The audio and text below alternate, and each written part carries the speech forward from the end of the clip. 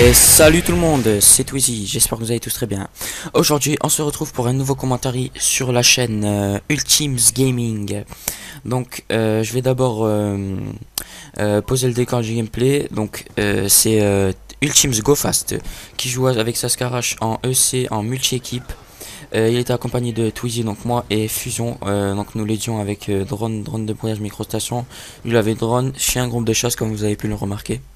Donc ça l'a beaucoup aidé, il a fait un plus de 100 kills et nucléaire dans la même partie sur standoff. Donc voilà, on va passer ensuite à un sujet qui me tient particulièrement pas à cœur je dirais, mais que j'avais envie de vous faire partager. C'est faut-il être équipé pour bien jouer? Donc qu'est-ce que j'entends par là? Faut-il être équipé pour bien jouer? Donc c'est-à-dire avoir des équipements gaming, comme par exemple des casques, des manettes spéciales, par exemple Burn et Scuff. Donc après il y a d'autres marques aussi, mais bon c'est marques moyennes quoi. Et donc voilà. Après bon il y a d'autres équipements, mais c'est plutôt des petits accessoires, pas trop gaming quoi. Ça c'est par exemple, moi j'aime bien sur ma manette j'ai un grip qui, enfin pour pas que quand vous avez les mains qui transpirent un peu ou quoi, pour pas glisser. Bref, on va passer maintenant. Donc je vais présenter un peu les casques. Donc est-ce que les casques c'est vraiment très utile pour bien jouer? Donc moi je dirais que c'est pas très utile, mais ça peut beaucoup aider quand même. Par exemple si vous faites pas mal de R&D, voilà, enfin ou des trucs, je sais pas moi R&D, même domination un peu c'est pas mal. Donc ça vous permet d'entendre les pas ennemis derrière vous, devant vous-même, enfin si vous ne voyez pas qui est caché quelque part ou quoi, ça vous permet de l'entendre pas mal. Donc bien sûr que c'est avant sur MW3, sur MW2, on entendait super bien les pas des ennemis, et BO2 ils ont rabaissé un peu, donc c'est vraiment dommage pour ceux qui ont possédé un casque. Bref, donc les casques, il y en a à tous les prix. Moi perso j'ai un AX Pro Plus. Donc c'est un casque gaming à 180 €. Perso je l'ai eu à mon anniv, bon je vais pas vous raconter ma vie. Donc c'est un casque gaming qui est vraiment pas mal du tout. Quand je joue à un raid ou quoi, franchement je m'éclate avec les ennemis. Même j'ai un compte spécial troll, je les troll nickel quoi. Donc c'est vraiment pas mal. Après pour ceux qui veulent débuter, enfin dans le Call of on va dire, n'achetez pas un gros casque gaming, car franchement ça sert à strictement rien. Par exemple moi j'ai pris le AX Pro Plus, bon voilà, parce que j'avais les moyens, et donc voilà, moi ça fait assez longtemps que je joue à Call of, et je sais que ça permet vraiment et tout. Mais ceux qui sont pas habitués au casque, ça se trouve vous allez pas aimer jouer avec un casque. Et donc je vous conseille d'acheter un petit casque gaming. Moi par exemple j'ai commencé par le Turtle Beach P11, qui est un casque gaming vraiment pas mal. Je l'ai utilisé pendant au moins 2 ans, donc il est vraiment bien. Donc il coûte je crois oui 60 €. Et pareil pour la marque Triton, ils ont le AX180, qui est un casque vraiment pas mal. J'ai un pote qui l'a, j'ai déjà joué chez lui et vraiment pas mal, hein. Donc voilà. Après bon, ceux qui sont vraiment professionnels on va dire dans le Call of Duty, comme les grands youtubeurs ou quoi, enfin voilà, qui jouent, qui sont vraiment des gros gamers quoi. Le MMX 300 je crois que c'est comme ça qu'il s'appelle. Donc il coûte vraiment très cher, même plus de 200 € je crois.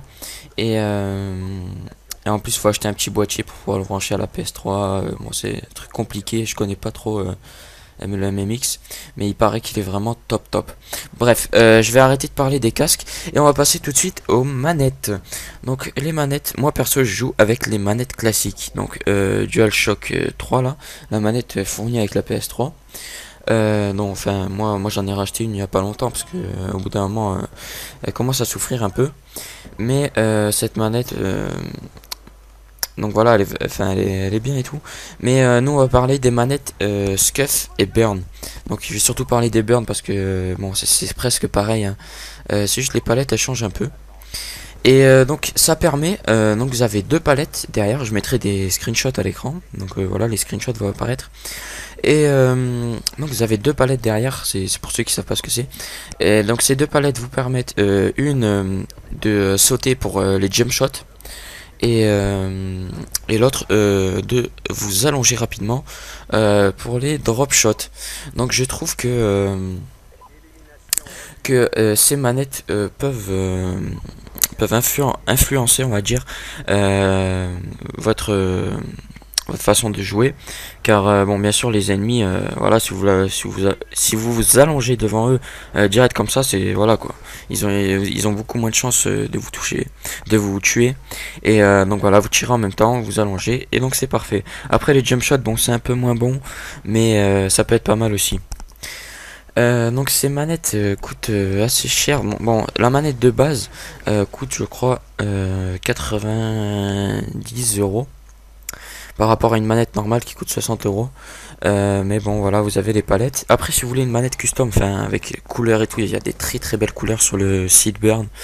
Donc je vous invite à aller voir. Pour personnaliser votre manette en direct, la commander. Moi perso, je crois que je vais en acheter une bientôt, car je pense que ça peut être vraiment pas mal.